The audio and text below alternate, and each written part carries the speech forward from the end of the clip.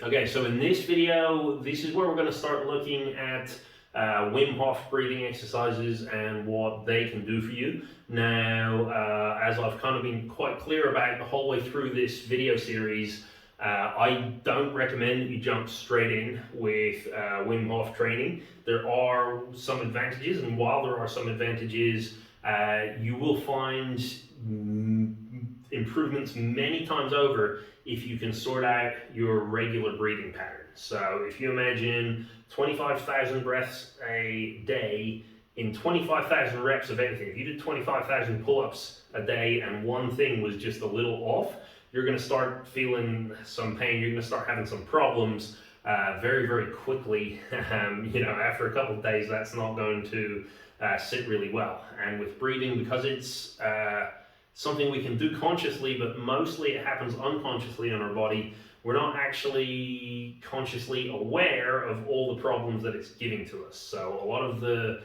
anxiety symptoms, high stress symptoms, lack of range. So if you think of all the things that happen when you get stressed out, you kind of tense up and things like that, you find actually you don't move so well. If you just sort out your breathing day to day, make sure you're breathing through your nose. Make sure you can breathe through your diaphragm. It's not all coming from your chest. Make sure that you are breathing nice and slowly, nice and calmly. Your breaths aren't too forceful when they don't need to be. And then if you also look at building your CO2 tolerance, your carbon dioxide tolerance, that is actually going to help your blood flow throughout your body, which is going to be really great when you go to train because your blood pressure is not going to be too high. Blood is able to get around the body really well, and that means oxygen can get delivered, being the fuel source, to wherever it needs to much, much better. Okay, so I definitely recommend go look at all that before you come to this video. But that being said, there are still some benefits to Wim Hof training. So I'll talk through the method first, and then I'll kind of talk about what's going on. With Wim Hof training, the idea is you're going to lie yourself down on the ground, just get yourself nice and comfortable. You can be lying totally flat. You can tuck your knees in, whatever. Just get yourself into a comfortable position. Then you're going to start pretty much hyperventilating. So you're going to take deep breaths in and out. So all the way in, all the way out, full breaths. You want to do that about 30 times. So if that was 1, you're going to 30. Once you've got to 30, you're going to inhale. You're going to hold your breath for as long as you possibly can. That actually might be a long time, a lot longer than you could have held your breath normally. Once you need to breathe, you're going to then exhale, and you're going to exhale all the way out, so full exhale. Try and hold your breath again on the exhale for a count of 10. And then you're just going to repeat that process 2 more times. So then you're going to start hyperventilating again, do 30 times, do the breath hold, do the full exhale, do the breath hold, and repeat again. So that's it in a nutshell. Now, what's going on there? Wim Hof training, the whole idea of this is it's not really breath training, it's stress adaptation. So that's one of the reasons why I'm saying sort your breathing out separately.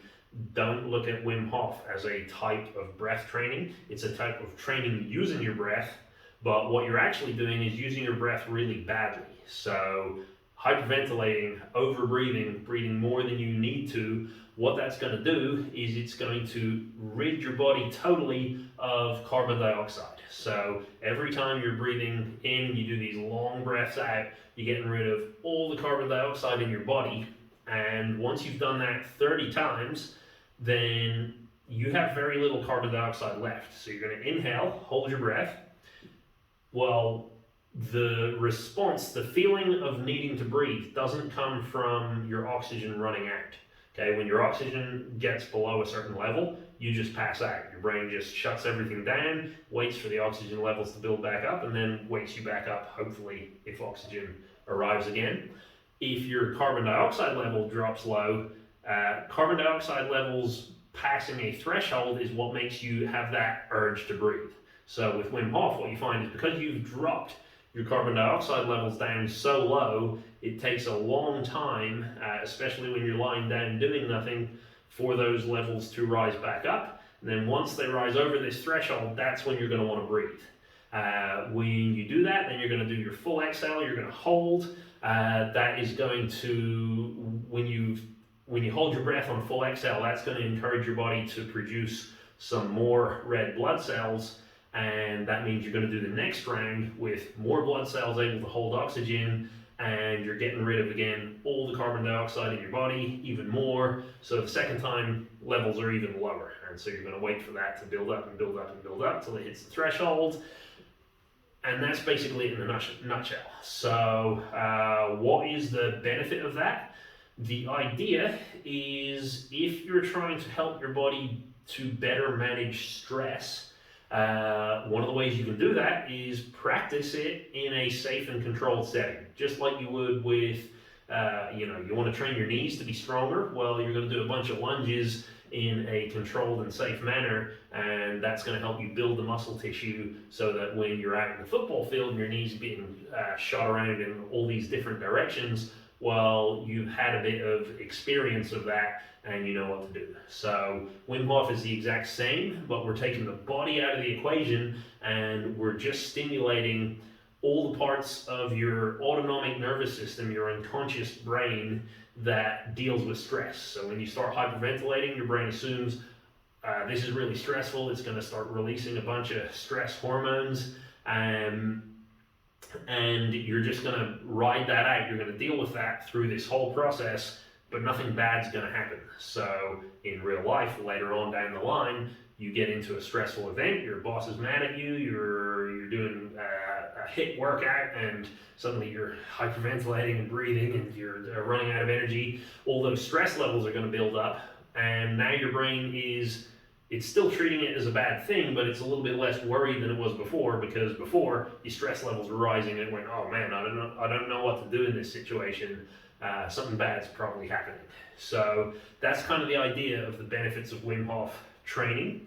I recommend trying it out. I recommend doing it, but I don't recommend doing it often, okay? So one of the problems of constantly offloading all of your carbon dioxide is, if your brain gets used to always having really low levels of carbon dioxide, it's going to start expecting to always have really low levels of carbon dioxide. And as we've spoken about, that's not ideal for your circulation, for transfer of oxygen and fuel around your body. What'll end up happening if you're doing Wim Hof every single day, your tolerance to carbon dioxide is just going to drop down. And so you find that actually your body will prefer to be breathing in a more stressed state than it normally would, just because that's what you've practiced and that's what effort you've put in. So in terms of how often to practice it, I would kind of say a maximum of once a week is probably something you would look at. You could even do it less than that. So, there would be nothing wrong with once a month. And in fact, if you're doing the oxygen advantage breath holds or the bag breathing, anything that's increasing your carbon dioxide levels in your body, there's a good chance that actually now your body is used to higher levels of carbon dioxide. When you do that Wim Hof training and your carbon dioxide levels drop really low, you're going to start to find you can hold your breath for a long time. And in that long time, while you're lying on your back with your eyes closed doing nothing, you actually get yourself into a nice kind of calm, relaxed, meditative state. And that can be really good for your well-being as well. So you might actually benefit more by doing Wim Hof less often because of the amount of time you're able to stick yourself in that state, and kind of, as well as the dealing with stress, you're also consciously dealing with stress and you're kind of meditating and working out your emotions at the same time. So those are my thoughts on Wim Hof. Let me know if you got any other questions about that. But yeah, thanks for watching.